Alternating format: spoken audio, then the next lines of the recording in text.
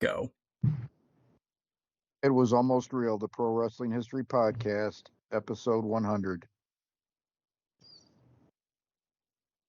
Hello and welcome to this episode of It Was Almost Real, the Pro Wrestling History Podcast. My name is Ken Zimmerman Jr., and this is the podcast dedicated to the history of professional wrestling between 1860s and 1930. And in this episode, I will be discussing the importance of Jim Londos to the fledgling St. Louis promotion in 1921. And St. Louis's importance in building Londos into the biggest box office wrestling star of all time. But first, to celebrate the 100th episode of this podcast, I'm joined in the $1 Million studio today by my sons, Trey and Caleb. I was hoping to have my grandsons on as well, but even though I bought them off with the Culvers, I paid the bribe. We just couldn't get the schedule set up to be able to do that. So welcome back, guys. It's been a while. Thank you for having us. Hey, how's it going?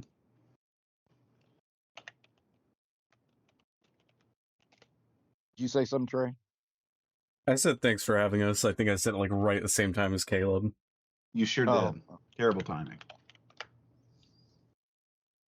So I've been talking with Trey, and I've been mulling over going weekly. I'm trying to convince myself, because I had convinced myself a few weeks ago, but then I'm back to maybe 3 times a week is a sweet spot.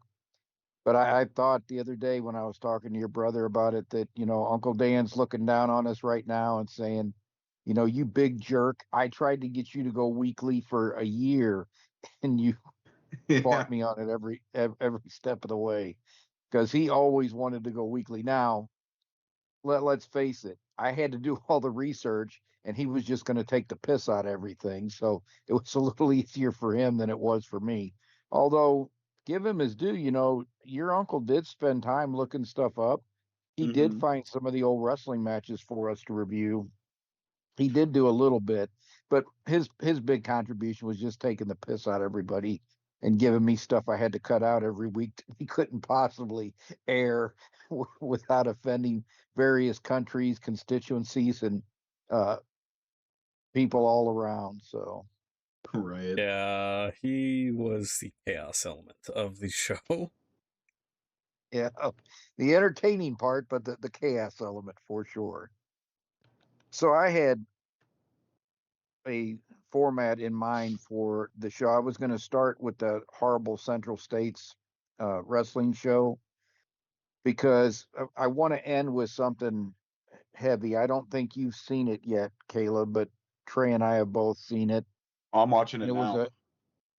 Are you watching the show, or are you watching the really violent assault? Central States All-Star Wrestling 4/5/1986, that link you sent me? Yeah. So yeah, that's the bad show. There was a really serious assault at one of the independent wrestling shows in California with an MMA fighter attacking a pro wrestler. But we're going to talk about that at the end of the show. First of all, everybody and their brother has talked about it, so most people have heard about it. We're probably going to come at it from a little bit of a different angle because we've got a martial arts background, and I think the one thing I haven't heard many people talking about is how it could affect the fighter's mixed martial arts career. But one of the things that I've been working on is the second edition of the St. Louis Civil War, and it's about the streetcar strike of 1900. And I had forgotten how violent that thing was until I started doing the research to expand and revise the St. Louis Civil War. It was one of the first books I actually wrote, and it was a St. Louis history book. And the strike itself was so violent that Chicago, the following year, they were going to have a streetcar strike, and they settled it because they didn't want to see the level of violence in Chicago that had occurred in St. Louis a year before. And there was definitely a class warfare element to it, because basically the streetcar companies were backed by the business leaders and the political leaders in the city, whereas the strikers, most of the people that supported them were the working class for the city. And some of the things that happened within the strike exacerbated that. So normally they would run 800 streetcars a day. They were running less than 200, and they were servicing downtown and midtown, but North City and South City, which were mostly working class, were virtually cut off. And so that further exacerbated the tension between the social groups. And then a judge got the bright idea because the police department was overwhelmed. You're talking about a police department of 1,000 officers and over 3,000 strikers, plus families and sympathizers, everything. They're completely outnumbered. So they got the great idea. They were going to supplement the police department with 2,500 posse members, which I don't think they ever get anywhere near that. But they got these posse members almost exclusively from the middle and the upper class. So again, now we're exacerbating the working class, middle class, wealthy tensions that are already around this streetcar strike. And these posse members are all running around with guns. A lot of the workers on the streetcars, the replacement workers, are carrying guns. And you've got a bunch of people running around with firearms that don't know which end of the tube the projectile comes out of. So most of the time they shot an innocent person while they were aiming at somebody else. And on the striker side, St. Louis at this time, this is 4 years before the 1904 World's Fair, they had a huge building boom going on. So a lot of North City was built out, but not all of it. There were quite a few building projects going on the north side. But because South St. Louis was built over caves and sinkholes and stuff, it took a lot longer for them to build South St. Louis out because of the sinkholes. So the Midtown downtown area built out first, then North City built out next, and then South City built out last. And these construction companies would just dump these bricks and building materials and everything in these neighborhoods that they were literally building as quick as they could, because they rightly thought that the 1904 World's Fair would lead to a big population boom in St. Louis, which it did. I think it went up like 200,000 in the course of 10 years. But they're putting these buildings up as quick as they can. So there's bricks laying all over the place. So what are the strikers and strike sympathizers throwing? Bricks and rocks. So every time a streetcar comes down, and they're electrified, but they're made mostly or they're made of wood and then glass windows, they are pelting these streetcars with stones and rocks. Well, the problem is there's not really any courses on how to throw a stone or a rock really accurately. So one of the third or fourth day of the strike, they being a 4-year-old girl that is in the crowd with them, who is, a member of the striking family, they hit her in the head with a prick, and they thought she was going to die. By a miracle, she did live. But, and you're reading about this every day. This is front page news in St. Louis for like 6 months of, and then the posse, their first night out on patrol, they shoot an innocent guy who's standing on his porch on the other side of he's, got one of those 6-foot privacy fences. He's on the other side of that on his porch, kind of looking over to see what's going on. And they shoot him aiming at somebody else. It was just a violent time. And I kind of had forgotten that until I started researching it again. But I'm hoping to have that book done by November-ish, because it's a second edition. I've written the book. I'm just kind of adding detail and emphasizing some points that I didn't emphasize before. Anybody that read the first edition knows it was a very violent strike.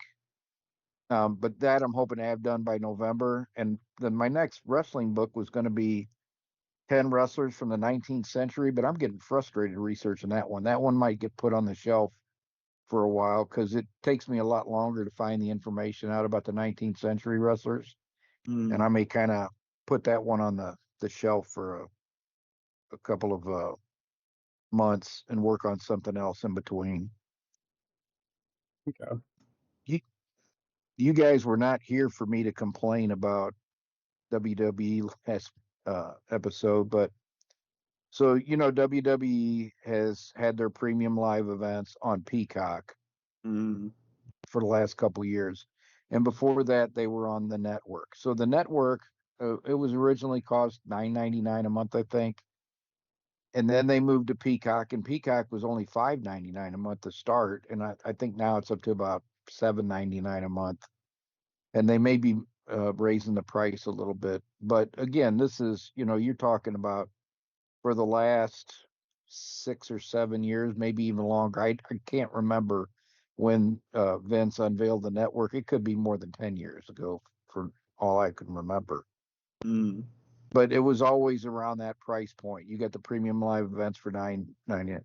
Well, they just made a deal with ESPN, who's now going to carry all their premium live events on their new service. And if you're, one of the dinosaurs in my age group that still has cable, you'll be able to get this add-on service for nothing. Mhm. However, since most of the world has cut the cable, even an old codger like me cut the cable, in 2010, they're putting it on this ESPN premium service. How much you think ESPN is going to charge for that premium service a month? Remember, you're dealing with the Disney company. 20. $29.99. Wow. Good $10. lord. More than my Yep. guess. I thought my guess was overshooting. Is Yep. that just ESPN or is that bundled? That's just ESPN, but Disney is now bundling Hulu and Disney with ESPN. The new, it's not Plus. Plus was the old app they had. It's just called the ESPN, I think, premium service or something. But you could get all three of those bundled together for the low price of $29.99 for a year. So if you have that for a year, you can get it for $29.99. Now after that, it'll probably cost you $50 a month for all three. And I don't know how I was able to say no to that, but I said no to that. I mean, look, if you're not going to use Hulu, I know you use Disney for the boys, but I mean, Believe me, brother, as soon as your boys tell me, Pawpaw, we don't watch Disney anymore, I am getting rid of that so fast it's going to make their heads swim. These Disney is a company that went from in the 80s and 90s. I don't think they did very much wrong. I mean, I'm sure they did a lot wrong, but I'm talking about from a PR standpoint and, interacting with their fans and everything. Almost didn't do anything wrong for 20 years. And then in the 2000s, I don't think they've done anything right. All I ever hear their fans do is complain about them. And I think that their price points are ridiculous. They are by far the most expensive streaming services, and in my opinion, have less content worth offering. they've just always been about easy money. And it's Well, really that hard to hide that nostalgia. now. That Well, the nostalgia came after 'cause, they like, realized that nostalgia was easy money. Because again, that's their MO. Yeah, True. that warm fuzzy people get from rekindling their childhood memories. I'm like, I can't say I'm immune to it. The whole reason I still have a fondness in my heart for professional wrestling from the 80s and 90s is because I watched that with my sisters. Your Aunt Vicky used to take me to the wrestling matches when I was a kid, and then your Aunt Sherry and Aunt Becky started watching it too. And when we all were hanging out in the 90s, we'd all go over to each other's houses and watch it. Now, by the 2000s, it was the combination of gymnastics and bad community theater that we see today. That's why I quit watching it. But I do still, and I go back and I watch some of it, and I'm like, this wasn't nearly as good as I thought it was. But it kind of brings back that nostalgic feeling about, oh yeah, my sister and me going to see this every 3 weeks down at the Kiel Auditorium. Um, but nostalgia only goes so far. If they Yep. had every St. Louis Wrestling at the Chase show, and they didn't record the events at the Kiel, but if they had, and they had that somewhere, I would be willing to pay to see that. But I'm only willing to pay so much to see that. Well, and here's They the thing. they Oh, got go me ahead. right now because they got my babies. So if my Yeah. grandsons watch stuff on it, I'm gonna have it. But Here's the thing, Dan. I grew up watching The Lion King. I like The Lion King. The live action remake, I didn't want. Nobody wanted that. And I know that everyone complains about the live action.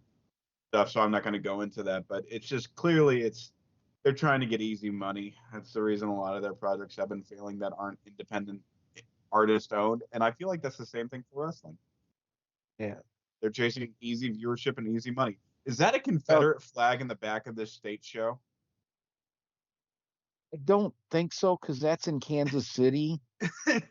Um, I could see that in Mid-South. I guarantee you there were some Confederate flags probably I'm hanging sorry, I in the just got rafters. flashbang. And a lot of those state flags, like Georgia, and none of them have it anymore.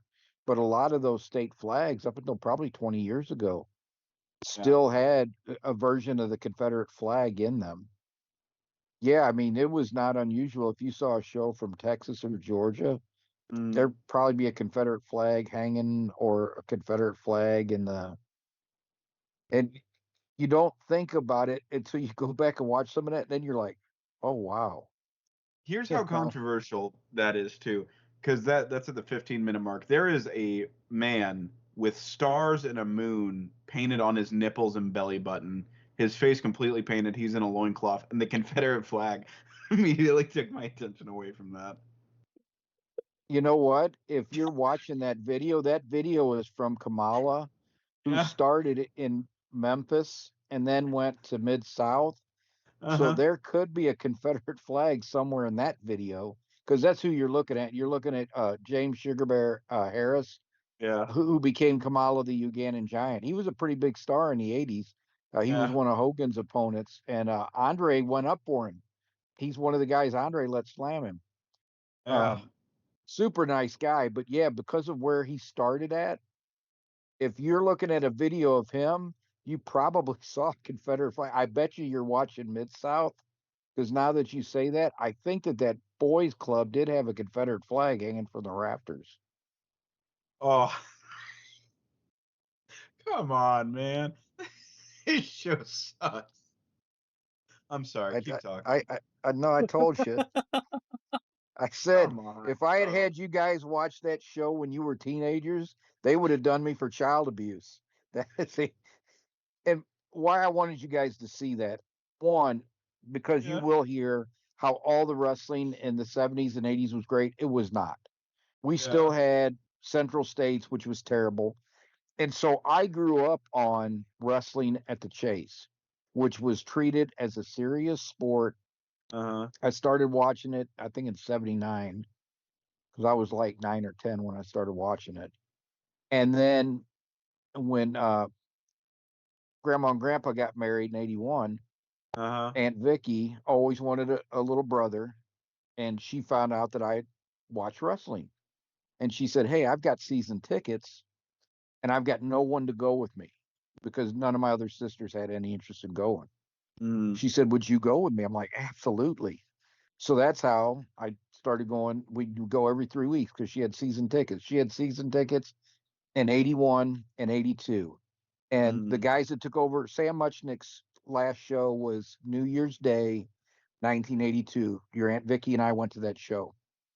It was at the Checkerdome and drew a record crowd. Almost 20,000 fans went to that Mm. show. He sold to Pat O'Connor, and Pat O'Connor was partners with Bob Geigel, the promoter for Central States, who you will see at some point after Harley wrestles Bulldog Bob Brown. You're going to Mm. see a ball-headed guy with Coke bottle glasses. That's Bob Geigel, Yeah.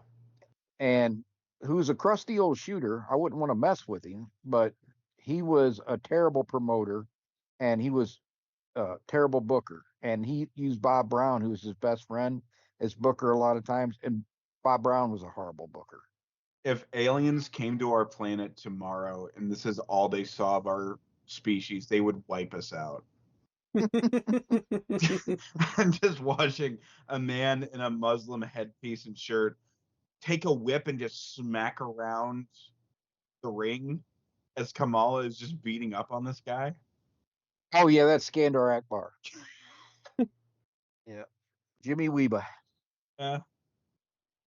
Anyway, what I was saying was, so in '82, towards the end of '82, it was affecting St. Louis because they tried to make Bob Brown and Rufus R. Jones, the top guys, which was never going to fly in St. Louis.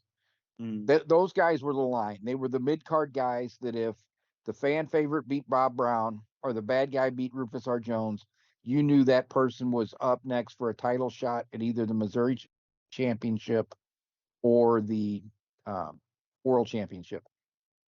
I think they tried to they might have put the Missouri title on Bob Brown, which the fans completely rejected. But Aunt Vicky and I remember towards the end of '82, Aunt Vicky said, because we were complaining about the shows every time. And she's like, we're not enjoying this as much anymore. So I'm just going to get tickets from now on for the shows we want to go to. We won't go to every one. And I was like, I agree. So, and if we saw a really good show, Aunt Vicky would call me and we would talk about it. And so, we would talk every couple weeks or once a week, depending on how good the wrestling show was. So if she called me and said, "Hey, this one's looking good. You want to go?" Yep, she'd get tickets and we'd go. So I thought the last show we went to in St. Louis was 85 or 86, but I think now it was in 84. I think I found it. I wrote about it and I haven't talked about it on the podcast yet. I talked about the first one we went to in June of 81, but I haven't talked about the last one. I thought it was 85, 86. I think we quit going a lot sooner than that. And your Aunt Vicky, after JCP was bought by Turner, and she never became a fan of WWF. She was ticked off when Vince McMahon bought that time slot and Wrestling at the Chase became a WWF show. She never became a fan, and when JCP was no longer really NWA, it was WCW. Aunt Vicky quit watching. She told me a couple months before she passed that she hadn't watched since she and I used to watch.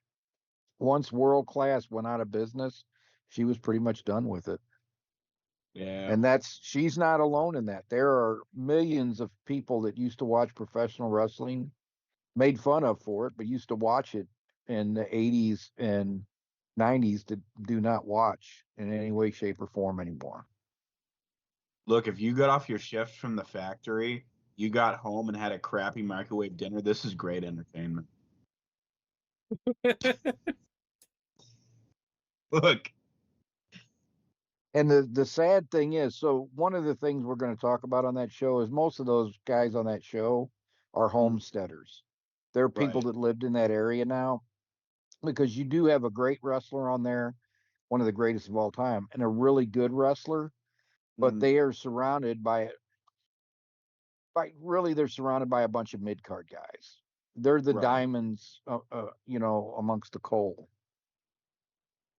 But one of the things that I wanted to talk about St. Louis wrestling wise was about Jim Londos. So I think I've talked about Londos a few times on the show, and I think you guys have heard me talk about Londos. And Jim Londos is, to this day, still bigger than Hulk Hogan, bigger than Stone Cold Steve Austin, the greatest box office attraction in professional wrestling. In the 1930s, when he went to Greece, because he was Greek, he went to Greece and he drew 100,000 fans to the soccer stadiums in Greece. And he's the first person to draw 34,000 fans in Comiskey Park. That was the first crowd they had over 30,000 since the second Gotch versus Hackenschmidt match. So there was nobody in Londos's league, because he was the biggest star in the 30s and even into the 40s. While Bill Longson was a big star, but Londos was a huge box office star. But when Londos became the big box office star in wrestling in 1930 and 1931, he was already 38 years old.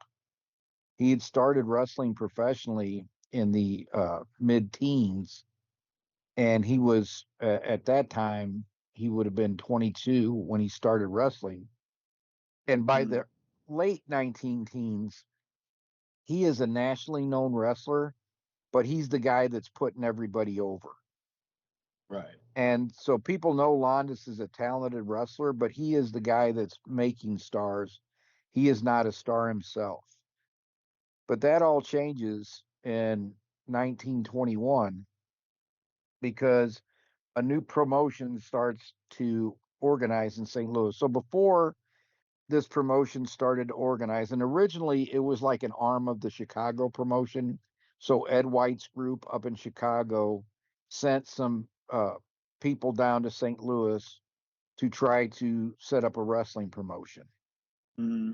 And they rent this theater called the Odeon Theater. And the Odeon Theater was in Midtown at North Grand Boulevard and Finney Avenue. It's just a little bit north of where St. Louis University is today. Mm-hmm. And this theater, they held operas, they held live performances, and they had films.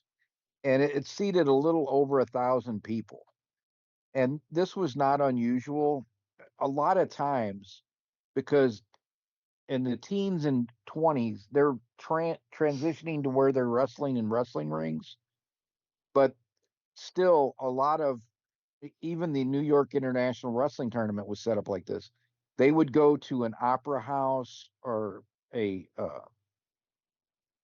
like a muni, a place that had a stage, and they would put a mat or a carpet up there, and that's where the wrestlers would wrestle because everybody could see. It wasn't by the mid 20s, they're pretty much wrestling in wrestling rings. But even in the early 20s, it's not uncommon for these mats to be set up on stages. And that's what happened at this first card in St. Louis. So the first card they have in St. Louis is on December 21st, 1921, and it's going to be a 3-match card.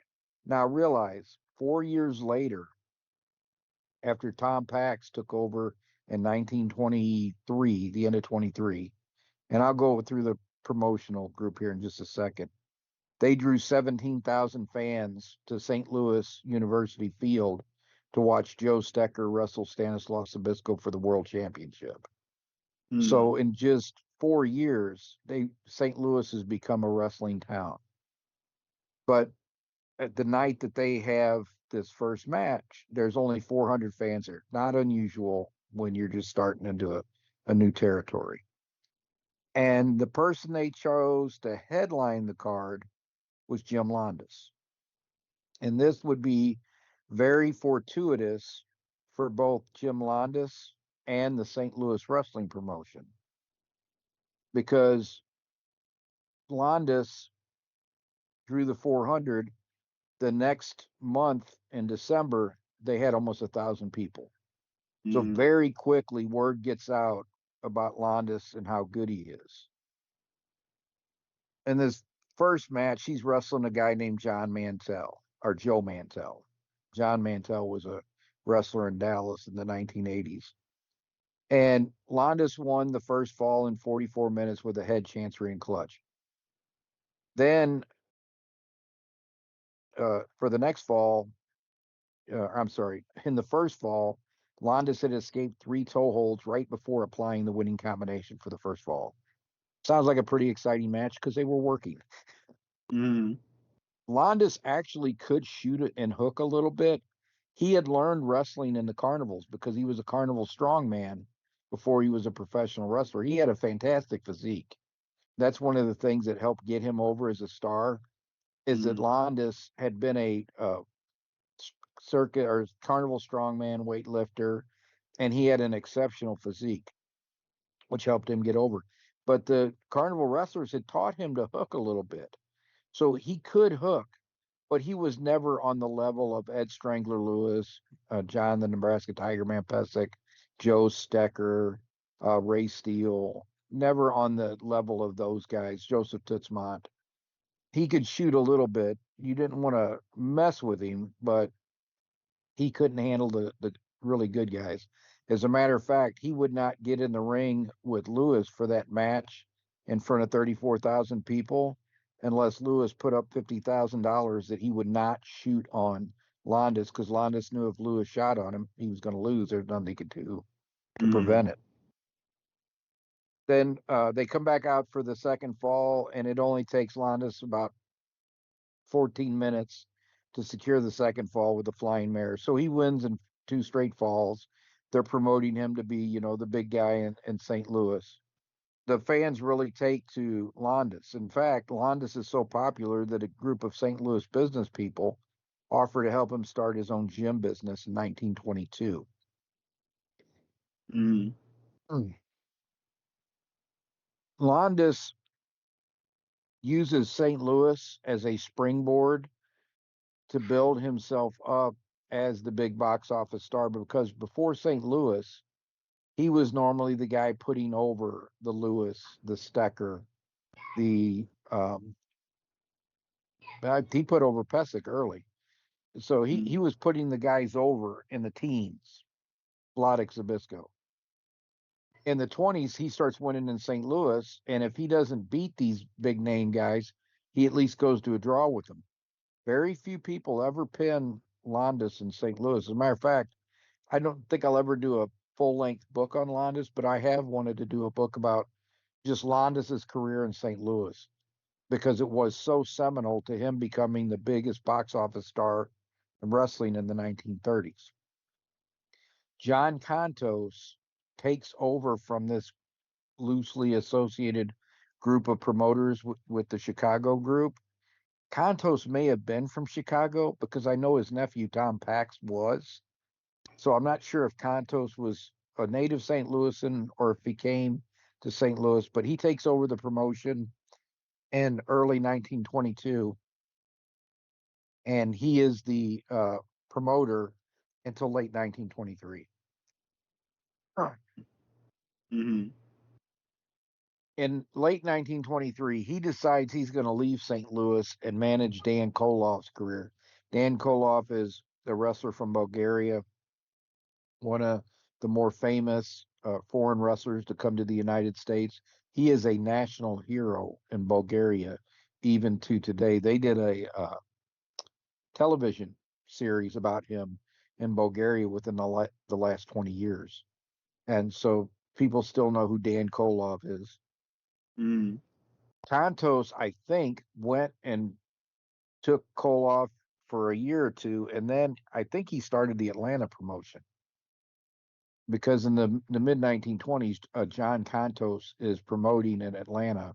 I think it's the same person. And then I don't know if he goes to Baltimore or if relatives of his go to Baltimore and set up the Baltimore promotion.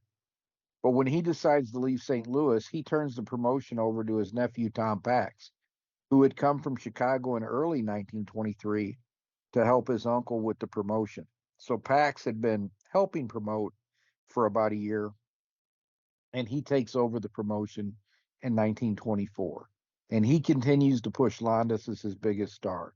And he and Londos would be associated for both of the rest of their careers. Pax as a promoter, and Londos as a wrestler. Pax would kind of be pushed out of wrestling promotion in the late 40s. He'd sell to Lou Thesz. But he's the one that gave Sam Muchnick his start. Sam Muchnick started as his PR man and his office assistant after Sam Muchnick originally was a reporter for the St. Louis Times, I believe. In 1928 or 29, the St. Louis Star and Times merge, or maybe it's 31, somewhere in there, late 20s, early 30s. It merges. And when it merges, they decide they don't need Sam Muchnick in the sports department anymore. He had always covered wrestling straight, so Pax liked him.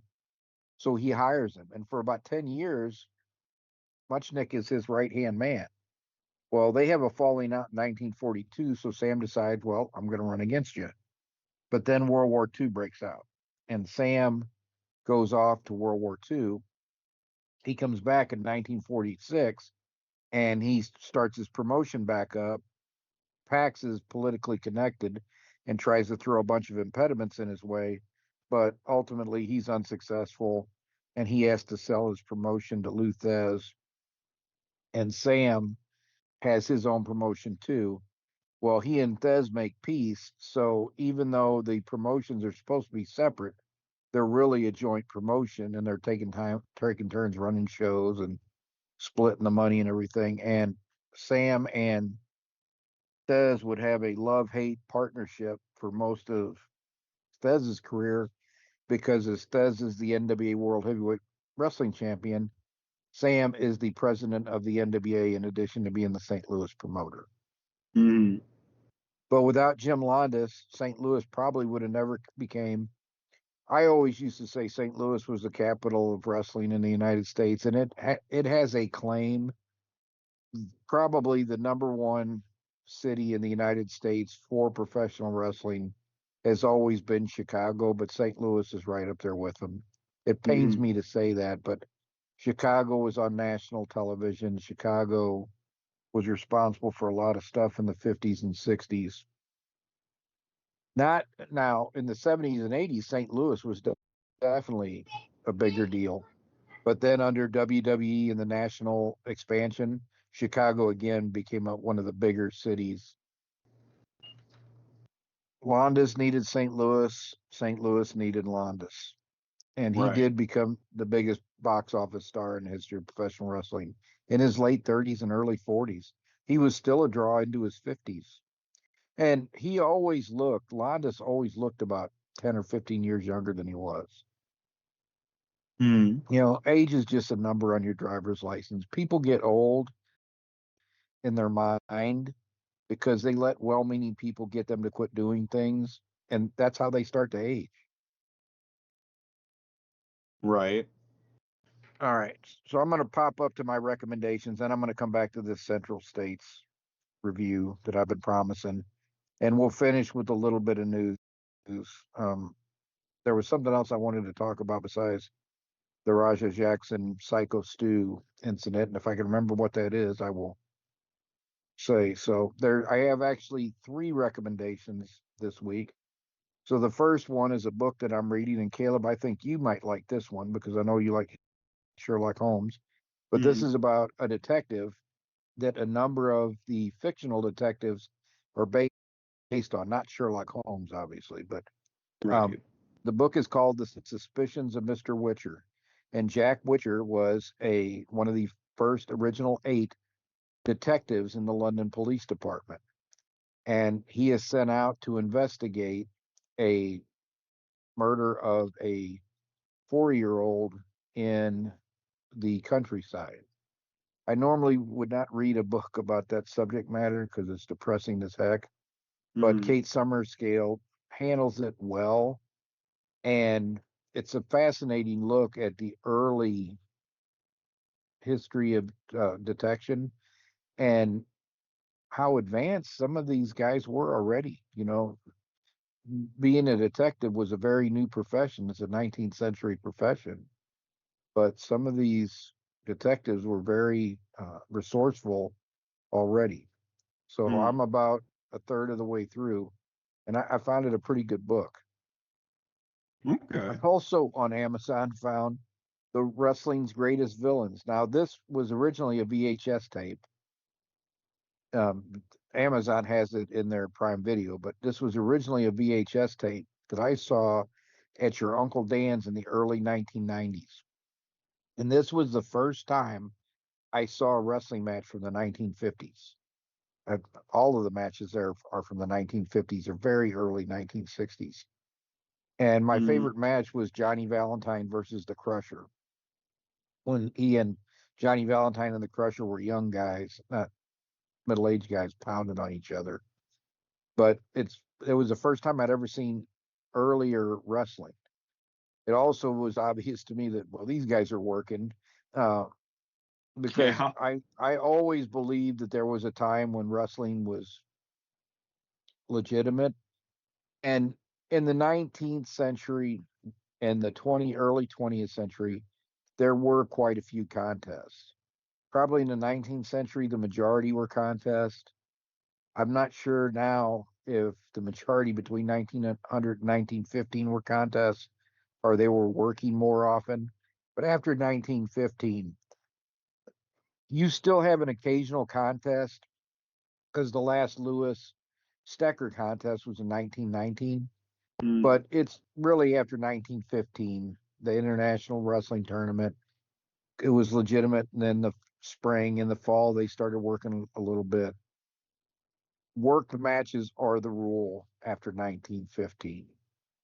Usually, Right. I assume they're working unless I see evidence otherwise that they're not. Takes 12 years to And finish the match. yeah, Yeah. 8-hour draw, nobody's milking the gamblers that much. So I found matches going back to 1860 now. And in every era that I've researched, I have found work matches. There was a collar and elbow group in the 1860s that it's pretty obvious were working some of the matches at least that they were putting on. So there was never a time that it was, all 100% straight. There were more contests in the 19th century than there were in the 20th. My third Right. recommendation, I actually watched. So ROH is owned as part of the AEW umbrella. Ring of Honor used not to be, and Ring of Honor was one of the promotions that got me watching wrestling again after I had tapped out. I had tapped out for almost, probably 10 years or more. And somebody at work said, "Oh, it's more like the territory days," and it was. So it and NXT were the reasons I started watching wrestling. No, well, the main reason is because I was researching wrestling, and when I started deciding to do the podcast, I thought I needed to keep up with the modern product at least. Mm. Those two shows were what brought me back. Well, ROH is kind of a subsidiary of AEW, and it has a lot of the same issues that AEW have. Every match has to go 20 minutes. They all have to be competitive, so the champion has to have a competitive match with the lowest undercard wrestler. But I saw a very good match. They televised their pay-per-view, or they showed the replay of their pay-per-view on YouTube. And it was Death Before Dishonor. It's from August 29th, 2025. And most of the matches are too long and they're overdone and it's a bunch of gymnastics. But there was a match between Roosh and Sammy Guevara and the Outrunners for I think it was for the ROH tag team title.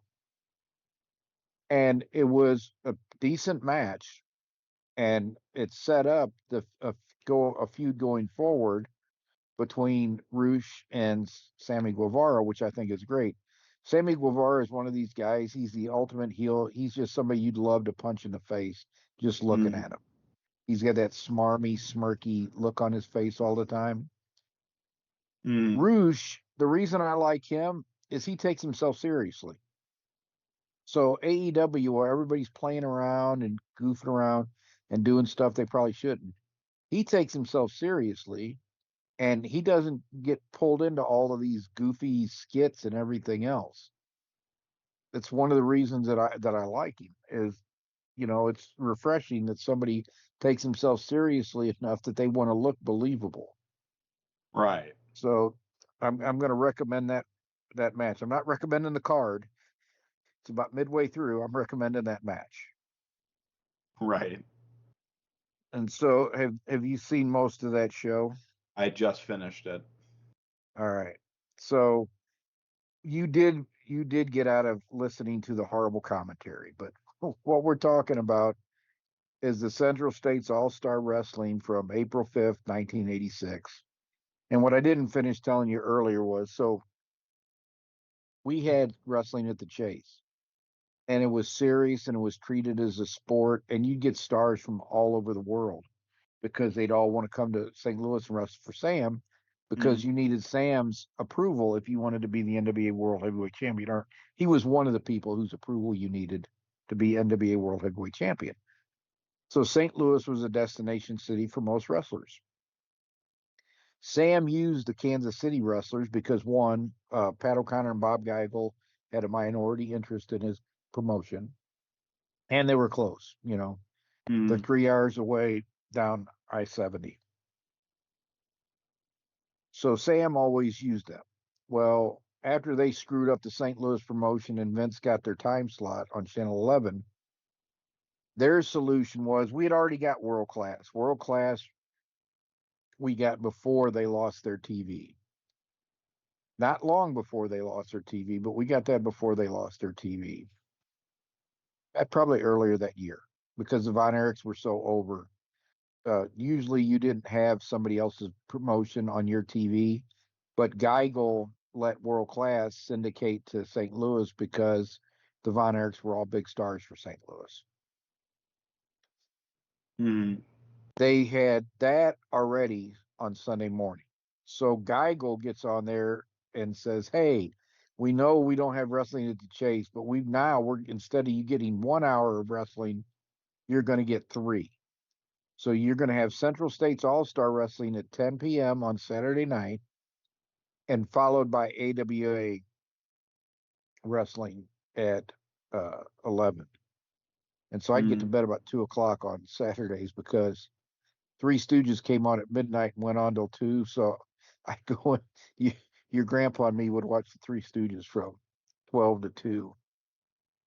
And I got to stay up because Grandma wasn't going to yell at me for hanging out with Dad. So I was good to go.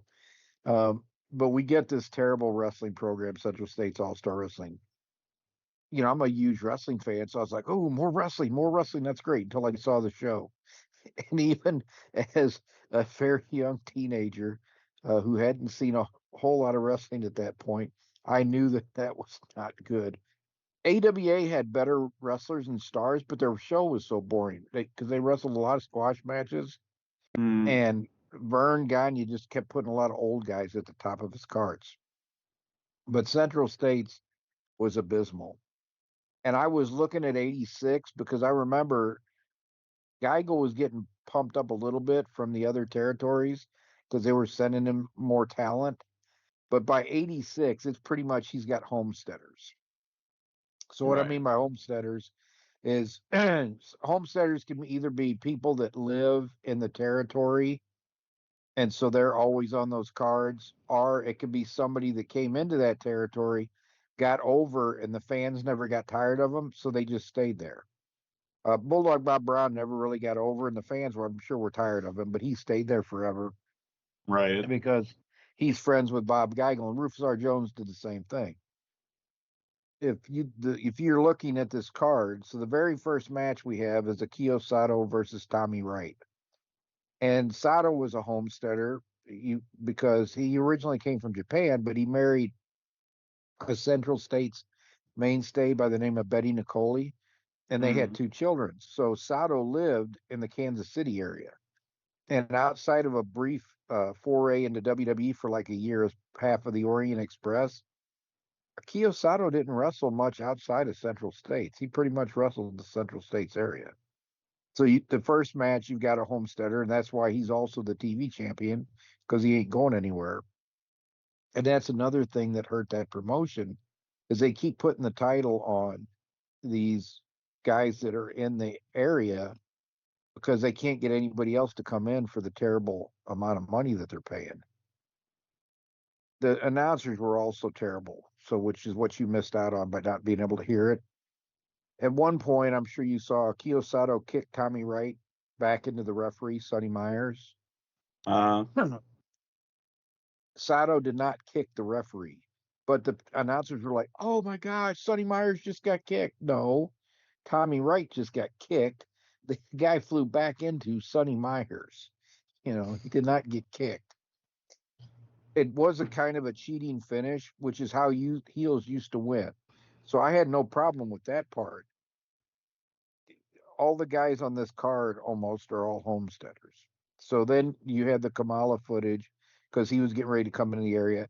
I don't know how they pulled that off because I don't know how they made that worth Kamala's while to go up there and spend time in Kansas City for a couple weeks. The booker was making like $600 a week, but he was booking too. Right. Then the second match you had Bulldog Bob Brown versus Harley Race. Now Brown was the booker and the best friend of the majority owner, Bob Geigel. Harley is one of the other owners of the promotion. So you got 2 homesteaders there. Harley also one of the greatest wrestlers of all time. He's 7-time NWA heavyweight champion. And just when I was a kid, I believed Harley was one of the toughest human beings, and he was walking the face of the earth. And Bob Brown was always a terrible wrestler. Bob Brown didn't inspire a lot of fear in people, whereas Harley did. I like the moment Harley where just he. kept crossing. Go Oh, ahead. go on. Oh, I was just gonna say that moment whenever he gets slapped like 7 times in a row, and then he just starts backing up. Bob Brown. Yeah. And Bob Brown always sold his ear. You could kick him in the balls, and he would grab his ear. I So noticed if you that. want, yeah, he's always grabbing his ear. So no matter where you hit him. And then the last match had a really, really good wrestler, Hacksaw Butch Reed. So that was Rufus R. Jones and Hacksaw Butch Reed versus Diamond Timothy Flowers and Art Cruz. Again, these guys, Art Cruz is from Kansas. I think he moved later to the Pacific Northwest, but he's originally from Kansas. Rufus R. Jones lives in Kansas City. Hacksaw Butch Reed, whose real name is Bruce Reed, was a football player for Central Missouri State, and he lived in Warrensburg. So he was actually between Mid-South and going to WWF. So that's why he was in Central States. He was just home for a few months and was wrestling for them just to have a little pocket money. He was a big star at that time, and he was getting ready to go to WWF. So that's, again, all homesteaders, all people that are there. When you see that in a promotion, you know they're on their last legs. And 5 months later, they sold the promotion to Jim Crockett Promotions, which that was a waste of Jim Crockett's money. There was no talent to be had paying for that. And all he did was get a few syndicated television shows. So if he paid more than $1.45 for it, he probably way overpaid for it. Almost definitely. And so Trey, who's been, reverting back to his job as a mute, will jump in on this one because I'm going to end the show talking about Jackson attacking Psycho Stu. And so since you didn't see it, Caleb, what happened was, and this is about 2 weeks ago now. By the time people hear this, it'll be about 3 weeks ago now. On a Saturday, I think it was August 30th. I'm pretty sure is when they were streaming this. They were streaming some video on Kick, which I guess is another one of these stream things that a lot of gamers play on. And I want to specify for Caleb's context, this is not KIK, the messaging app. This is KICK, which is apparently a whole other streaming app. Okay. And gamers apparently use it because one of the things he does is he streams his gaming. He streams just about everything on this. And Raja Jackson is the son of Rampage Jackson, the former UFC light heavyweight champion. And Raja has won MMA fight and had lost that. And prior to going to this wrestling event, he had gotten a concussion in a training session, which that is, well, normally that's his partner's fault for going too hard in a training session and not being in control of your weapons.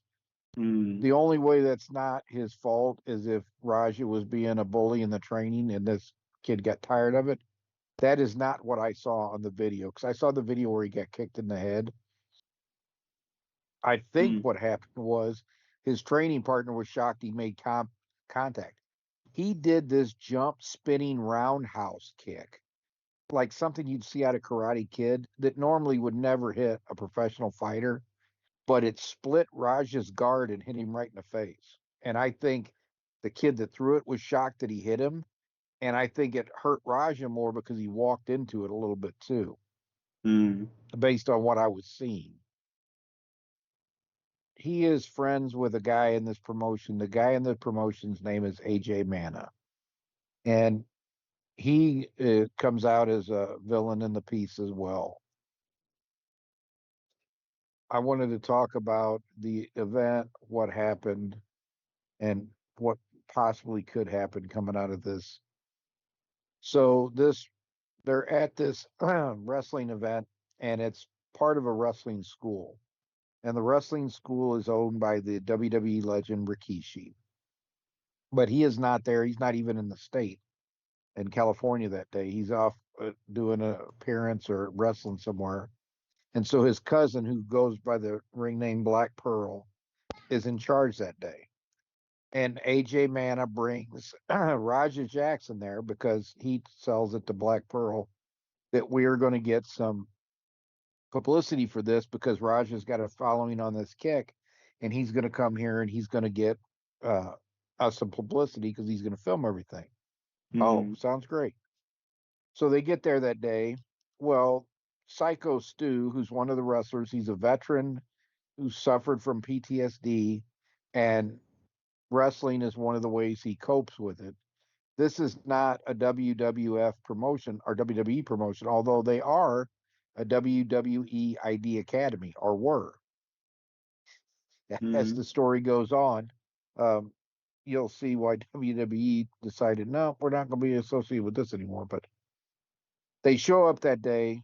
They're behind the arena where they're going to wrestle at, where there's probably a couple hundred people come to this show. The dressing room area, as it is behind this building. There's a couple of tents. They're sitting out there. There's cars parked there. And this dressing room supposedly is just a couple tents out back. And they're sitting out in lawn chairs drinking for the show. Not a good idea when you're wrestling. Well, Psycho Stu sees these cameras and makes the wrong assumption that Raja Jackson is a wrestler of some kind doing publicity, so he's going to get in on it. And he comes up and takes a beer can that's empty, almost empty, and hits Raja Jackson in the head with it. In character. I want to correct that. He didn't hit him on the head with it. He took the can, grabs the guy's head, and crushes it on his head. Okay. Yeah, so Raja doesn't show any reaction whatsoever. This did not hurt him. And he says later on video, because all of this is on video, of course, because he was streaming it. So he was streaming it, and then after the event, I will get into it more, but he was recording like some stuff with his, was that his friend with the cowboy hat? Yeah. Yeah, I think he was on call with him. But I'll let you continue, because... Yeah. So he hits him in the head with his can or crushes it. He was not trying to hurt him. He is in character, thinking he's dealing with another wrestler, and he's trying to set something up for this camera. Well, Raja doesn't even show any reaction to it whatsoever. He goes, "What the hell are you doing?" And Black Pearl grabs Raja's wrist and says, "Hey, he thought you were a worker." And they're like, "He ain't a worker, dude. He's not a worker." Worker is, obviously someone who knows how to wrestle a simulated match.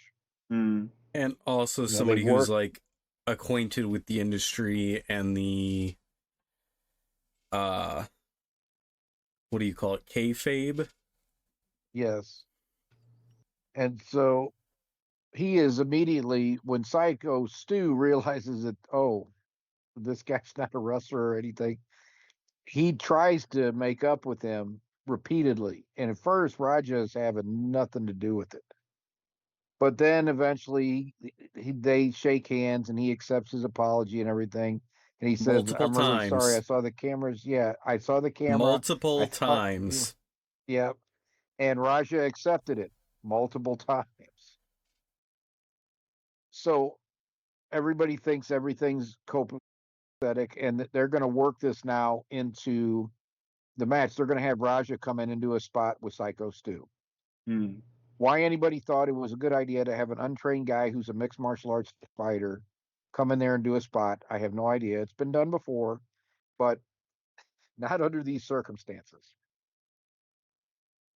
Raja, before they get to the spot in the show and everything, he's walking backstage with his buddy AJ Mana, and AJ Mana and Black Pearl say, "Yeah, make sure you get." Or Black Pearl doesn't say that. Black Pearl says we're going to work it into an ankle.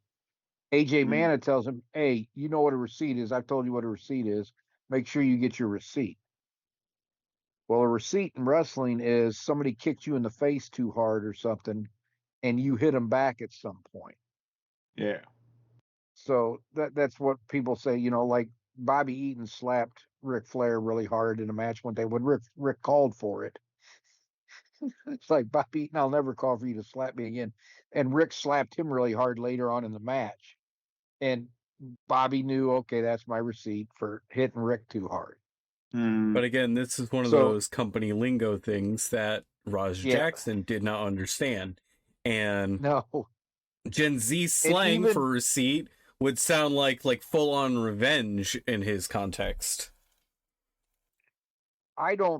honestly, I don't think AJ Mana thought it was going to go to the level it did. I don't think probably anybody thought it was going to go to the level it did. But he's hearing, oh, make sure you get your receipt. And I think Black Pearl told him, oh, you could hit him once or something like that. Nobody's thinking the way they should be that, wait a minute, we got this untrained guy getting ready to go in the ring and have a spot with somebody who was apologized multiple times, but who hit him with a can, which didn't do any damage or anything like that. But is Up this to a his good ego, idea? as we'll get into. Yeah. So now his buddies told him to get a receipt, and he's online, the whole time, and he's talking about it ringside. Yeah, I'm going to go in there. I'm going to beat this guy's head in. Yeah, I'm going to go in there. I'm going to keep punching him until they pull me off him. Yeah, I'm going to tune this guy up. No, they told me he's I could hit him for literally real. all of this on stream, Caleb. It's all on camera. They got video of it. So he's saying before all of this, I'm going in there and I'm going to beat this guy up for real.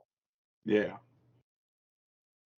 He goes into the ring finally at some point, and some people are making fun of him on the stream because he tells one guy, F you or something like that, up yours or whatever. Because the guy says, I don't even think you could pick him up. Well, he can't pick him up because Psycho Stu's going to go up for him. Psycho Stu doesn't resist at all. Raja comes in and picks him up by the legs like he said he was going to, and Psycho Stu lets him. He spins Psycho Stu around, picks Psycho Stu up. Psycho Stu goes up for him because he's thinking we're going to do this spot. Raja Jackson slams him like his dad used to slam his opponents in the MMA cage and knocks Psycho Stu out with that slam. Boom. He's unconscious. If he had just stopped there, it would have been uncalled for, unnecessary, unprofessional. But also unprosecutable. Right. But they would have said, well, Psycho Stu shouldn't have hit him with the can and shouldn't have went up for the guy that he had hit with the can. This guy was not right in the head for doing this, but no harm, no foul. Everybody would have been just one of those things that happen in the wrestling business. After he slams him and knocks him out, he proceeds to punch him in the face. Thankfully, most of them were wide punches that didn't do as much damage as they probably would have done. But he tagged him straight in the face 27 like 4 or 5 times, and he tagged him in the face about 8 to 9 times. And it's those 8 to 9 that probably messed him up the most. Because by the end of this encounter, Psycho Stu had concussion, multiple missing teeth. He was choking on his own teeth, as Dad will get into. And he also had a chipped orbital bone, which, for those of you who don't know, is the part in your skull that surrounds your eye. Yep. Dear Lord. Because he's unconscious. He cannot defend himself whatsoever. The referee does nothing. And part of it was, I think everybody was shocked because this was quick. He was on him and pounding the crap out of him fast. I think that they thought something might happen because they had warned the guy that came in and saved probably Psycho Stu from getting beat to death. They had warned him because he has some fighting ability. He can shoot a little bit. that, hey, you might want to keep an eye on this. We had a funny interaction earlier. We don't think anything's going to happen, but you might keep an eye on it. So they thought enough of it to clue this guy in. So the referee and everybody had to know there might be something, but I don't even think AJ Manna pictured this happening when it happened. But this kid is saying on the stream the whole time, this is exactly what he's going to do. And he goes in and does it. I want to correct you on one thing. Don't call him a kid. He's 25. Go ahead. He is a grown bleeping adult. Yeah, he is. Everybody kept calling him a kid. In my world, he's a kid, but he is not a. He's not. He's not even 18 or 19. He is a full-on 25, fully developed brain. He's a 25-year-old that has had a mixed martial arts fight and still trains mixed martial arts. When you are a trained person, the bar for you is so much higher. So I don't care if Psycho Stu told you wear a pink skirt and sashay down the street. You cannot beat somebody up because you feel insulted. When you have MMA training, when you are a trained person, you cannot beat people up because you feel insulted. You can't even beat people up if they're stupid enough to attack you. You can defend yourself. You can defend others that might be being attacked. But you cannot beat anybody up just because you can. Yeah, go ahead, Trey. Just a little bit of general advice from somebody who has had anger management. If somebody is like even if I'm getting insulted or something, it's like, that's on me because I'm letting this person dictate to me their opinion when their opinion should mean nothing to me. I don't know who you are. Right. Like if it was one of my friends or somebody, don't take criticism from somebody you wouldn't take advice from. Just as a rule. Yeah. And the same thing goes with disrespect. If you're being disrespected, like if you don't expect anyway, I think I got my point across. Go ahead and continue, Dad. So multiple wrestlers stood around doing nothing. This AJ Manna never showed his face at ringside. The referee stood there with his teeth in his mouth. And the first person that actually grabbed this guy and tried to stop it was a 17-year-old kid who was a young wrestler on the card. And I mean, he's a small 17-year-old kid, but give him credit for courage. He went in there and tried to grab him. And then right behind him was, I believe his name is Doug Malvo. I think he wrestles as Doug Drago, who's a fairly muscular guy, 6'1", 2, and has some shooting ability. And he's not fighting Raja. He just comes in and drags him off and tries to hold him against a rope. And Raja keeps trying to get back at this, and he won't let him get at Psycho Stu, who's laying on the mat, choking on his teeth. You can hear him and does not regain consciousness the whole time. After they get the EMTs on the way, they've got video footage of them standing there at ringside for minutes going, Stu, Stu, Stu. And he is not. He never regained consciousness. He regains consciousness at the hospital. But, and I'll let you go ahead and continue, because I was just gonna point to, like, his buddy said that he used the word flatline in the call, that Psycho Stu was flatlining, to which Roger Jackson and all his charisma just goes, my bad. Like, no remorse whatsoever that he almost murdered a man. Yeah. And I think they're finally going to get around to arresting him. This is like 3 weeks, 2 weeks now, 3 weeks now. They still haven't arrested this kid, for Roger Jackson, for what he did. And I think part of it is because it happened in a wrestling ring. They're like, are they working us? The guy's choking on his teeth. I don't think that nobody's working that. And yeah, it's like, there's video of this. How long does it take you to investigate it? You know, if the average person on the street socked somebody in the eye, they would have already arrested them and thrown them in the jail. Right. But this Doug Malvo pulls him off. He starts trying to hit Doug Malvo and tried to double leg him. Well, because Doug Malvo knows how to take care of himself, he pulls him up and keeps him from taking him down. So Raja Jackson punches him. He's got a cut over his eye where he got punched. But Doug Malvo don't go down, and he headbutts Raja in the nose. So Raja's like, well, I've had enough of this. He leaves before the police get there. And I don't know Oh, if a not wrestler came after. out and yelled at There him. were like 4 or 5 other people having to pull him off of Psycho Stew. Like, he definitely took the brunt of it. Like, he was one of the ones starting it, but it still took like 4 or 5 of them to get him off. Yeah, he's definitely got rage issues. And Rampage had said that his mom has been murdered in the last few years. He's not been the same since that happened. I feel sympathy for him that, he's gone through that. You don't get to beat the hell out of people, though, because you've had a tragedy in your life. Right. So, and there are people that want to put him in jail for the rest of his life. They want to take him out behind the barn and shoot him. He needs to do some shock jail time at the very least, and he needs some definite anger management. But this kid, this young man, this 25-year-old grown man that should know better, he just really screwed his whole life up. Because when you look at what happened, he's going to face jail time. He's going to have a criminal record. That is a He's going to felony have to assault right do. there. At Yeah, least. absolutely. Yep, absolutely. It's a felony assault. It's the highest level felony assault you can have. And if he was in Missouri, I don't know what the California laws are around that. If he was in Missouri, he would be charged with assault first, attempted murder. But he's screwed up his whole life. He is going to end up, criminal record. He's also probably just shot his MMA career, and now he's had one fight, he lost it. But being Rampage Jackson's son, that'll get him a couple more fights if he wants them.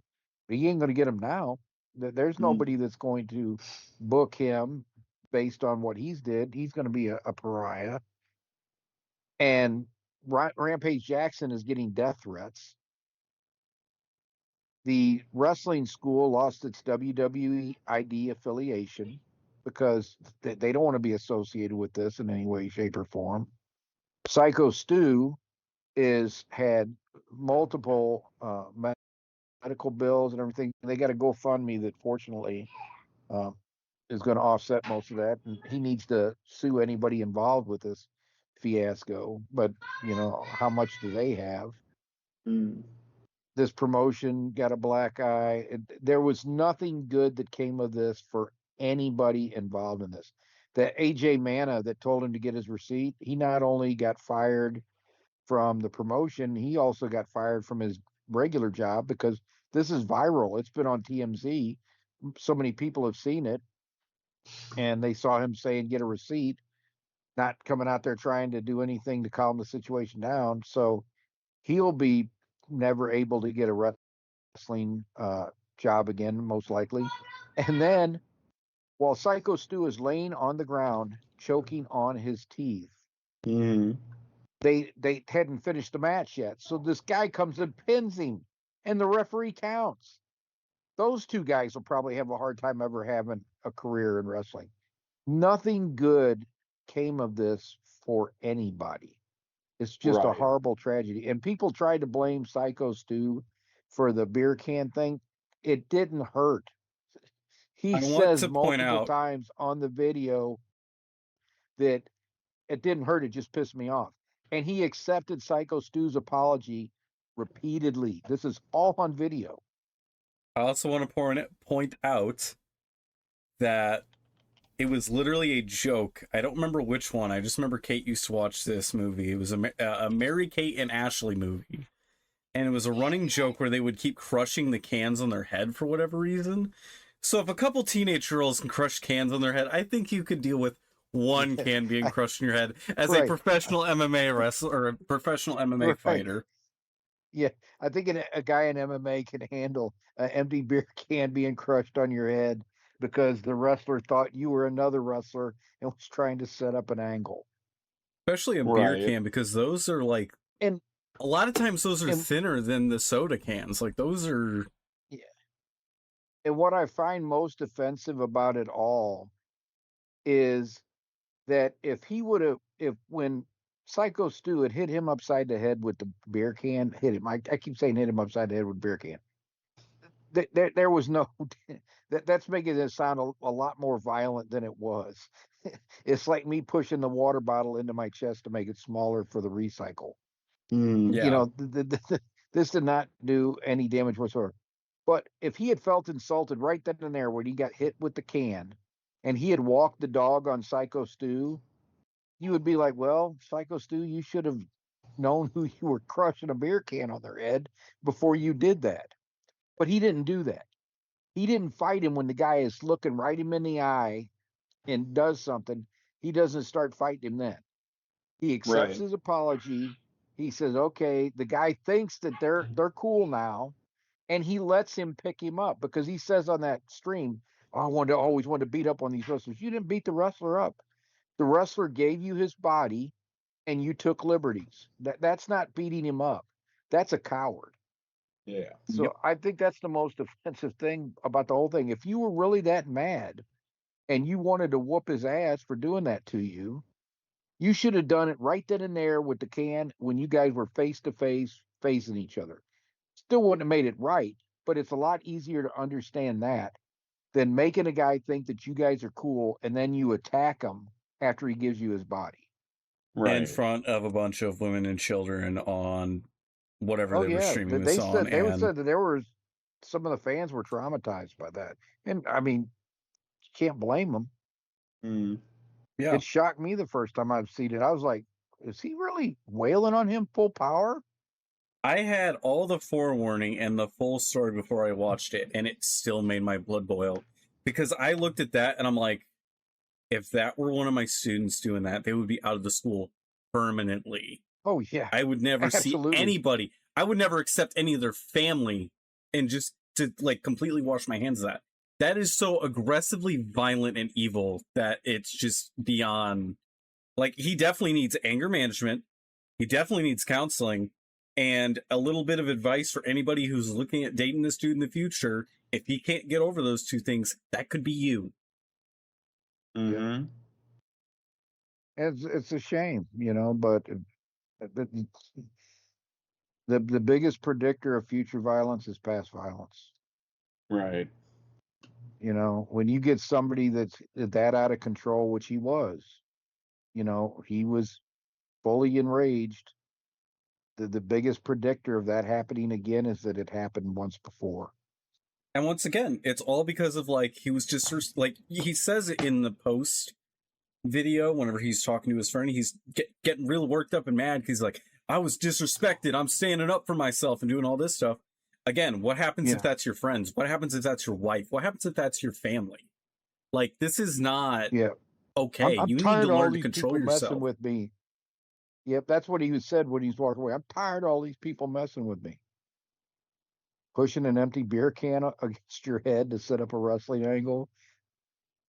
You know what you do if somebody pranks you? You prank them back. It's not that complicated. Yeah. If I walk up and somebody hits me with a beer can and it doesn't hurt, I'm going to be like, what is your problem, dude? If we're going to fight, we're going to fight right then and there. We're not going to fight 30 minutes later, at 2 hours later, after you give me your body. You know, that's ridiculous. So that's probably not the greeting you want to give people if you've never met them. Hey! Right. Oh, that might not go over too well, but definitely should not have resulted in what it resulted in. And people that tried to blame Psycho Stu for this are out of your freaking mind. I don't care what happened, provocation. If there was going to be a fight, the fight should have happened when the incident happened. This was a setup and a sickening assault. This was cowardly.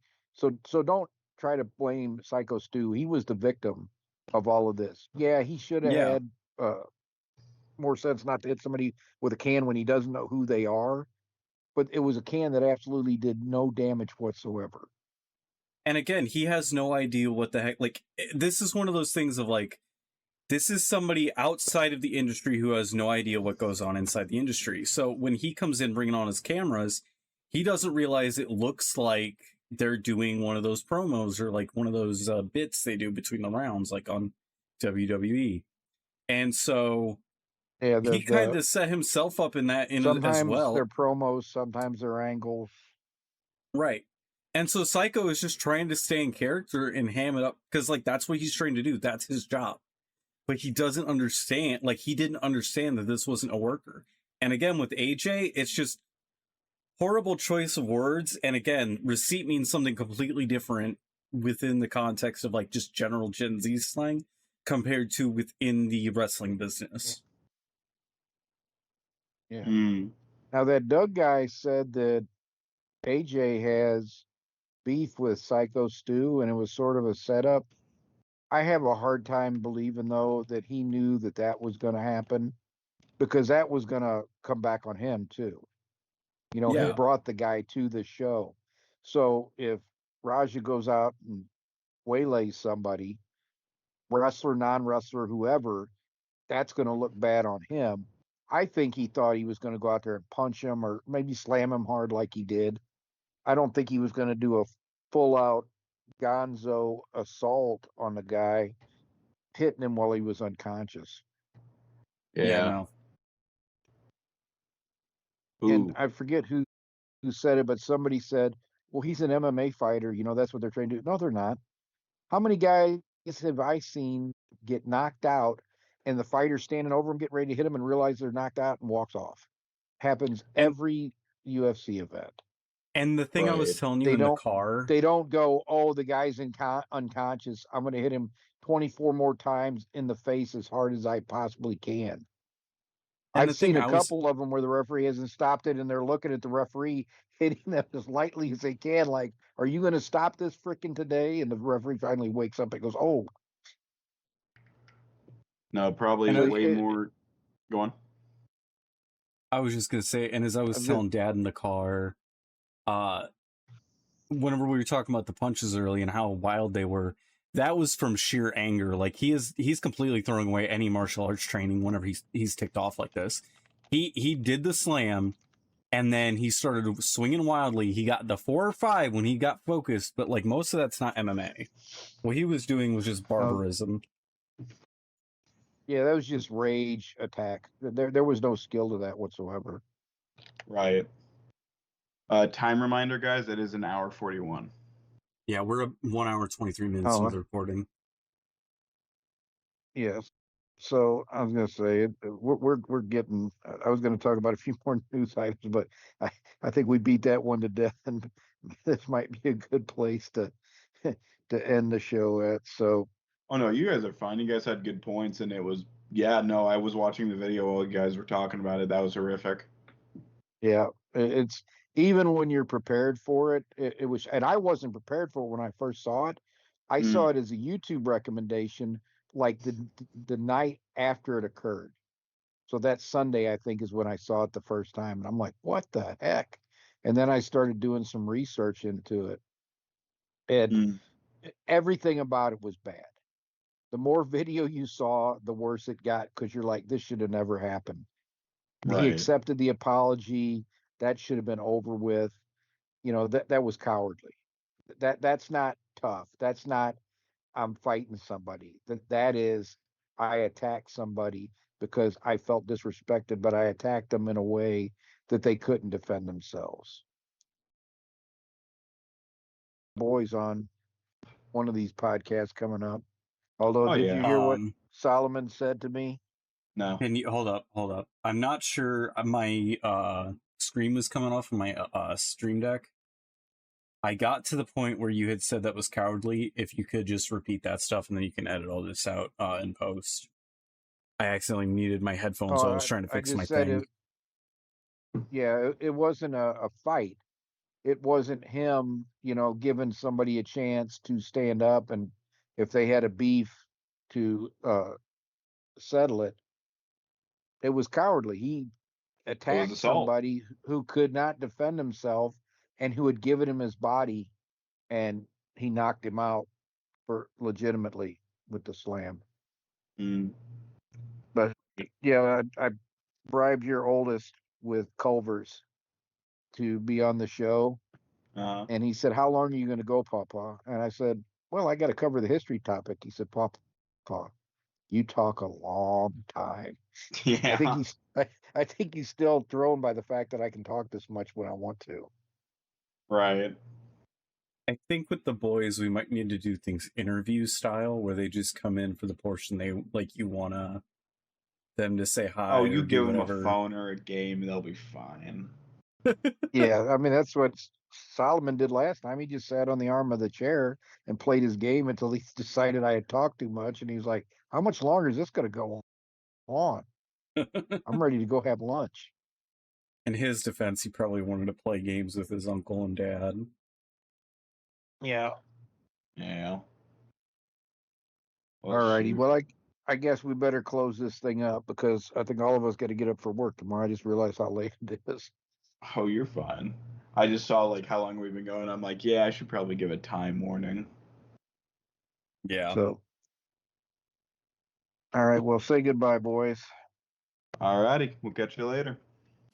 See you. Take care, everybody.